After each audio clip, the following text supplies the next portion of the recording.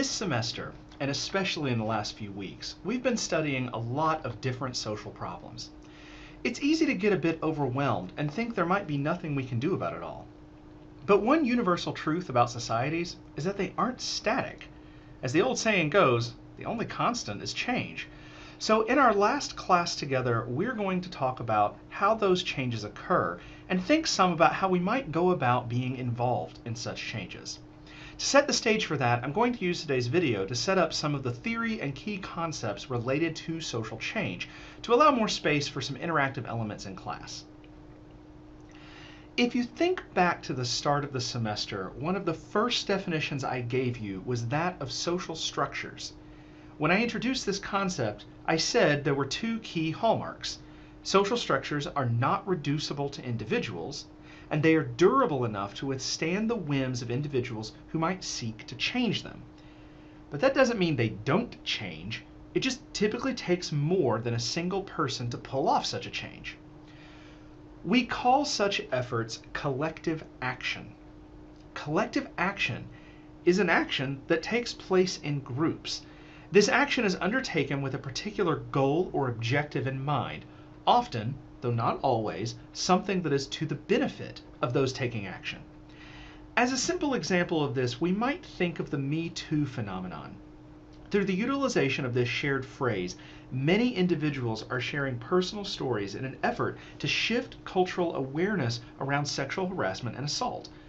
Though it is not an organized group, it is still a group effort to accomplish a goal. Now, as collective action becomes increasingly organized, it can become a social movement. Social movements are organized collective activities designed to bring about or resist primary changes in an existing society or group. And they typically focus on specific social or political issues, though the range of their focus can be from the narrow to the broad. Social movements develop through three primary stages.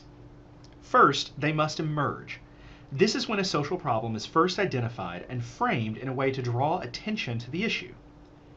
Next, the movement must coalesce around the identified issue. This includes organizing meetings, mobilizing resources, and initiating various sorts of collective action and agitation for change. This may also include greater advocacy and education to inform others of the issue and bring them into the movement. Now that could be it. Many social movements eventually fade away, either because they accomplish their goals, or they run out of resources, or they simply fall into squabbling and internal conflict. If this doesn't happen, a social movement may then institutionalize. This is when the movement develops a formal structure to promote the cause. But this institutionalization can take numerous forms. We often think of a professional movement organization which may have hired staff, physical offices, and various bureaucratic structures. Some examples of professional movement organizations include entities like the ACLU, the NRA, or Greenpeace. Note that these organizations have a range of interests from the specific to the broad. Note also that the agenda of these organizations tends to be set from the top down. Those who occupy key leadership positions determine the direction of the organization and then attempt to bring in members who share such goals. But sometimes social movements institutionalize as participatory movement organizations. In these cases, the rank and file membership is much more directly involved, and there is a less hierarchical structure of leadership. Examples of participatory movement organizations include Occupy Wall Street, the Tea Party, and Black Lives Matter. Even participatory movement organizations come in two subtypes. One form is a mass protest organization in which members advocate for social change through protest and demonstration. Another form is a grassroots organization which typically works through existing political structures to seek change. Both are valid forms of flexing collective citizenry muscles. So that's enough theory. In class, we're going to broaden out to thinking about how social change occurs holistically. We'll consider different avenues by which we might go about making changes in our society. To prepare for that, I want you to come to class with at least one specific social problem or issue in mind. It should be something you think needs to be changed in some way, and that enacting such a change would make the world a better place.